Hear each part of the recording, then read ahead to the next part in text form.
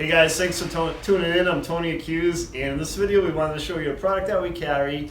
It's an OE Elliott equipment solenoid that may fit your sign truck. So the solenoid is an original equipment part.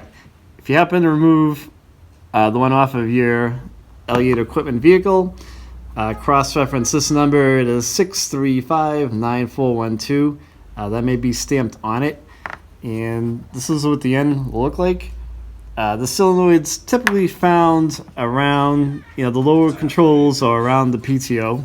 Elliott equipment's part number for this particular solenoid is PS00429, and this is what it looks like on both ends.